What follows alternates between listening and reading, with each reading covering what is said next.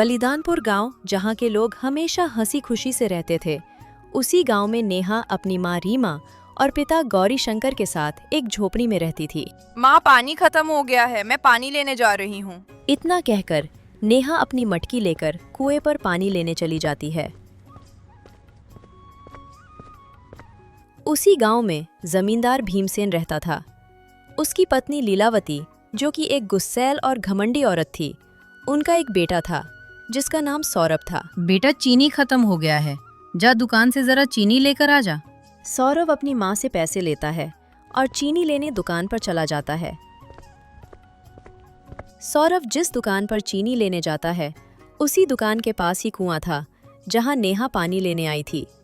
सौरभ जब चीनी लेकर घर आ रहा था, तभी वो नेहा को देखता है, जो अपनी सहेलियों से कुएं के पास बातें कर रही थी। सौरभ को नेहा बहुत अच्छी लगती है। वो नेहा को पसंद करने लगता है। एक बार की बात है, नेहा दुकान से दाल लेकर अपने घर जा रही थी। तभी वहां से सौरभ अपने घर जा रहा था।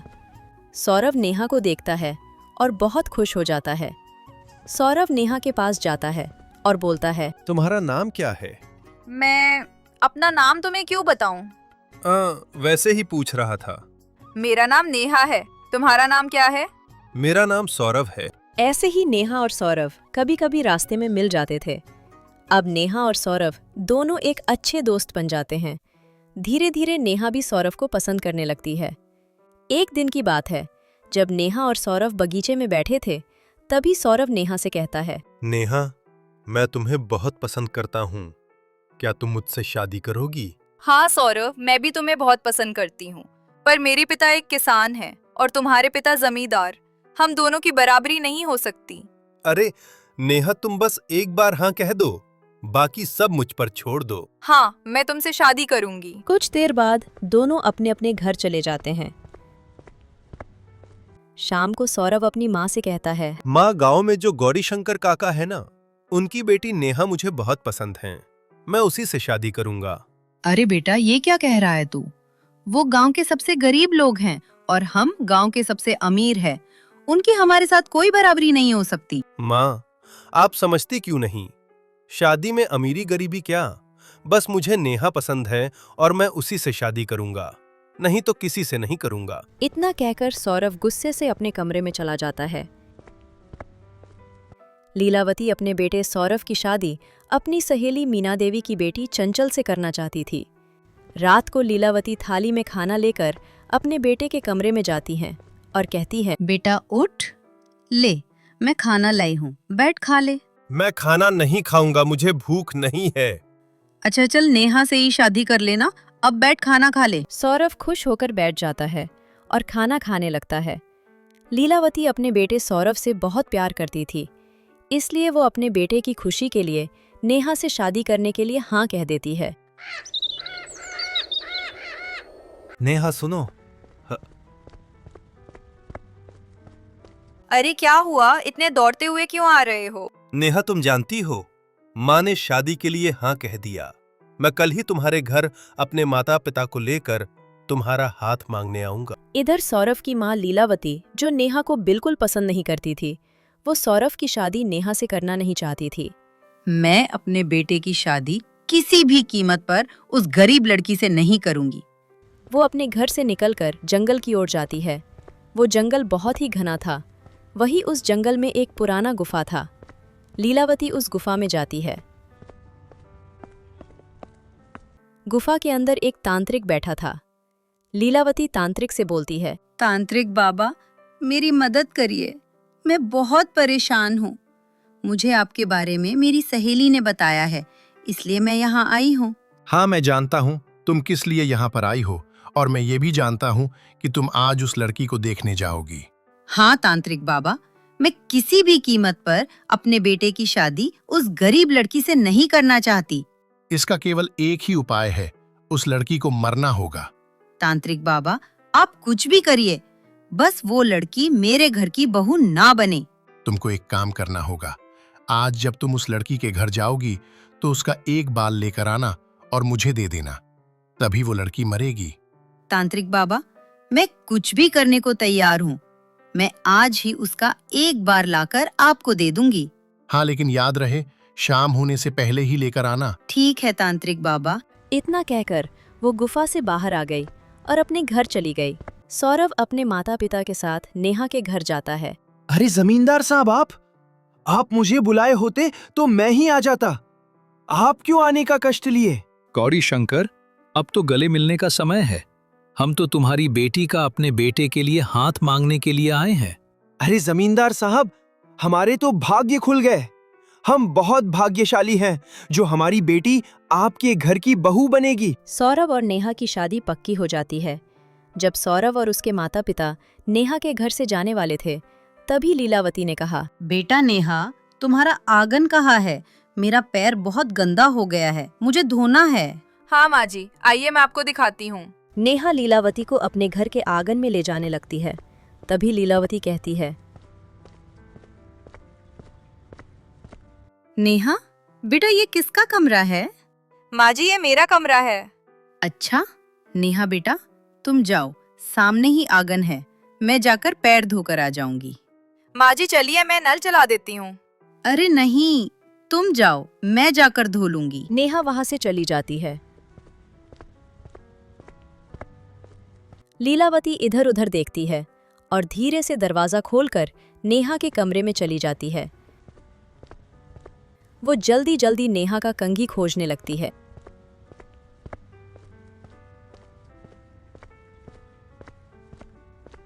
मिल गया, जल्दी से लेकर जाऊं, नहीं तो कोई देख लेगा। वो नेहा के कंघी में से एक बाल लेती है और जल्दी से नेहा के कमरे से बाहर आती है और बाहर चली जाती है।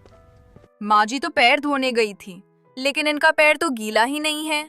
नेहा को शक होता है, लेकिन वो कुछ भी नहीं बोलती है। सौरभ और उसके माता पिता घर के लिए निकलते हैं।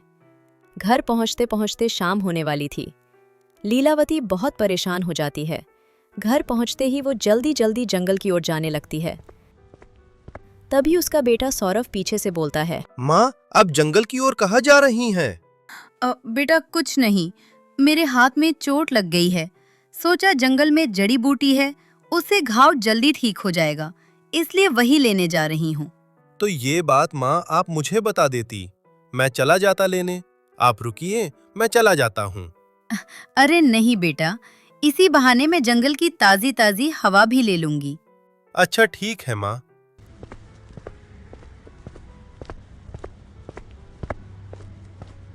वो जब गुफा में पहुंचती है तब तक शाम हो जाती है।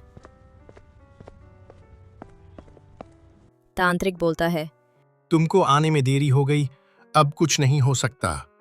ऐसा मत कहिए तांत्रिक बाबा, देखिए मैंने उस लड़की का बाल लाया है। मुझे बहुत ही मेहनत करना पड़ा है इस बार को लाने में। लीलावती तांत्रिक को सारी बात बताती है कि वो कैसे उसका बाल लाई। अगर तुम शाम होने से पहले ही लेकर आई होती तो मैं उस लड़की पर ऐसा काला जादू करता कि वो 2 दिन में ही मर जाती। लेकिन तुमने बाल लाने में देरी कर दिया। फिर भी कोई बात नहीं, मैं उस पर काला जादू करूंगा, लेकिन वो असर धीरे धीरे होगा। अब उसकी मृत्यु 1 महीने में होगी। आपका बहुत बहुत धन्यवाद तांत्रिक बाबा। लीलावती अपने घर आ जाती है। कुछ दिनों बाद नेहा की माँ का बहुत तबीयत खराब हो जाता है। नेहा बेटा, मुझे नहीं लगता कि मैं अब जिंदा रहूंगी। नहीं माँ, ऐसा मत कहिए। नेहा बेटा, अब मेरी बस यही इच्छा है कि मैं तुम्हारी शादी देख लूं। नेहा सौरभ को कॉल करती है और रो रो कर सब बात बताती है। नेहा और सौरभ का उसी दिन थोड़ी ही सजावट में शादी हो जाती है। नेहा सौरभ के घर आ जाती है। कुछ दिन बीत जाता है। अब नेहा की माँ के तबीयत में सुधार आने लगती है। इधर लीलावती नेहा को बिल्कुल पसंद नहीं करती थी। लीलावती ने सारे नौकरों को घर के कामों से हटा दिया था। अब सारा काम नेहा ही करती थी। फिर भी नेहा बहुत खुश थी। एक शाम लीलावती नेहा के कमरे में आती है और कहती है, अरे मेरे भाग्य तो उसी दिन फूट गए जिस दिन तू मेरे घर की बहू बनी। बैठे बैठे खटिया ही तोड़ेगी या जाकर खाना भी बनाएगी। जा रही हूँ माँ जी। नेहा की तबीयत थोड़ी खराब थी, इसलिए वो आराम कर रही थी। लेकिन सास लीलावती के ताना मारने के कारण वो जल्दी से खाना बनाने किचन में चली गई। लीलावती आए दिन नेहा को ताना मारती थी। एक दिन की बात है, नेहा को बहुत तेज बुखार था। वो अपने कमरे में सोई थी और उसकी सास लीलावती अपनी पड़ोसन प्रेमा से मिलने जा रही थी। वो जब घर से बाहर निकली, उसका पैर उसकी साड़ी में फंस गया और वो गिर गई। वो दर्द से कराहने लगी। मर गई। कितना दर्द हो रहा है। अरे कोई मुझे उठाओ। लीलावती के दर्द से कराहने की आवाज नेहा के कानों में पड़ी। वो घबराती हुई घर के बाहर भागती हुई गई। अरे माँ जी, आपको ये क्या हुआ? अरे करमजली, उठाएगी भी या पूछती ही रहेगी? नेहा लीलावती को उठाती है और सोफे पर ले जाती है। वो अपने पति सौरभ को कॉल करती है और सारी बात बताती है। सौरभ डॉक्टर को लेकर घर आता है और डॉक्टर लीलावती का इलाज करता है। देखिए, इनको आराम की जरूरत है। इनके कमर में बहुत गहरा घाव लगा है। डॉक्टर दवाइयां लिखकर चला जाता है। नेहा लीलावती का बहुत ख्याल रखती, उसको समय समय पर दवाइयां देती है। कुछ ही दिनों में लीलावती एकदम स्वस्थ हो जाती है। लीलावती को अपने किए पर बहुत पछतावा होता है। अब वो नेहा से अच्छे से बात करने लगी, लेकिन नेहा का दिन पर दिन स्वास्थ्य बिगड़ता ही जा रहा था। कोई भी डॉक्टर रोग पहचान नहीं पा रहा था। नेहा अब बहुत कमजोर होने लगी। एक दिन लीलावती को याद आया, अरे मैं तो भूल ही गई थी। लग रहा है तांत्रिक बाबा का काला जादू प्रभाव डाल रहा है। मुझे तुरंत जाकर रोकना पड़ेगा। वो घर से निकलती है और गुफा में जाती है। तांत्रिक बाबा, मुझे माफ कर दीजिए। जो बहू मेरे लिए बेटी से भी बढ़कर है, मैं उसी को मारने पर लगी हूँ। तांत्रिक बाबा, उस पर से काला जादू हटा दीजिए। उसका स्वास्थ्य दिन पर दिन बिगड़ता जा रहा है। अब कुछ नहीं हो सकता। ऐसा मत कहिए तांत्रिक बाबा, आप कुछ भी करके काला जादू हटा दीजिए। एक ही उपाय है, उसके बदले किसी और को मरना पड़ेगा। लीलावती सोच में पड़ जाती है और बोलती है, तांत्रिक बाबा, आप मुझे मार दीजिए, पर मेरी बहू नेहा को बचा लीजिए। ठीक है, तुम अपना एक बाल मुझे दे दो, मैं उस पर से काला जादू तुम पर कर दूंगा। लीलावती तांत्रिक को अपना एक बाल देती है और अपने घर आ जाती है। कुछ ही दिनों में नेहा का स्वास्थ्य ठीक होने लगा, लेकिन लीलावती का स्वास्थ्य बिगड़ने लगा। वो अब बिस्तर से उठ भी नहीं पा रही थी। एक दिन की बात है, नेहा की माँ नेहा का हालचाल पूछने के लिए उसको कॉल करती है। बातों ही बातों में नेहा की माँ रीमा पूछती है, और बता बेटा, घर में सब ठीक ठाक है? क्या बताऊं माँ, पहले मैं बहुत बीमार थी, लेकिन जब मैं ठीक हुई तो सासू माँ बीमार हो गईं। कोई भी डॉक्टर उनका इलाज नहीं कर पा रहा है। हम सबको कुछ समझ नहीं आ रहा है कि उनका इलाज कहाँ कराएं। नेहा, जब तुम्हारी सासू माँ का कोई भी रोग पहचान नहीं पा रहा है, तो तुम लोग किसी पंडित को क्यों नहीं दिखाते? क्या जाने वहीं से ठीक हो जाए।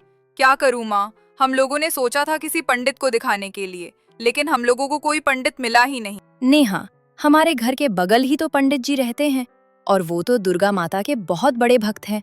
तुम तो जानती हो। उन्हीं से अपनी सासू माँ को दिखा दो। अगर माता रानी की कृपा रही तो वो जल्दी ही ठीक हो जाएगी। अरे हाँ माँ, ये तो मुझे याद ही नहीं था। मैं सौरभ को अभी बताती हूँ, तो वो उन पंडित जी को घर पर लाएंगे। आप मुझसे क्या जाने माफी मत माँ जी ठीक ही हो जाए। नेहा अपनी माँ से बातें करके सौरभ को उन पंडित जी के बारे में बताती है। सौरभ पंडित जी के घर पर जाता है और सारी बात बताता है। पंडित जी, कैसे भी करके मेरी माँ को ठीक कर दीजिए। अच्छा ठीक है, तुम रो मत। चलो मैं तुम्हारे घर चलता हूँ। सौरभ पंडित जी को लेकर अपने घर आता है। पंडित जी लीलावती को देखते हैं और कहते हैं, इन पर किसी बुरी शक्ति का असर है, जिससे ये दिन पर दिन कमजोर होती जा रही है। लेकिन तुम लोग चिंता मत करो, अगर माता रानी की कृपा हुई तो ये जल्दी ही ठीक हो जाएंगी। पंडित जी आंखें बंद करते हैं और कुछ मंत्र पढ़ने लगते हैं।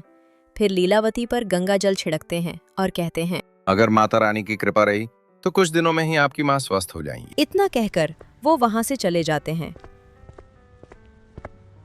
कुछ ही दिनों में लीलावती एकदम स्वस्थ हो जाती है। माँ अब ठीक हो गईं। मुझे विश्वास नहीं हो रहा है। मैं आपको बता नहीं सकता कि आज मुझे कितनी खुशी हो रही है। हाँ बेटा, लेकिन मैं ठीक कैसे हो गई?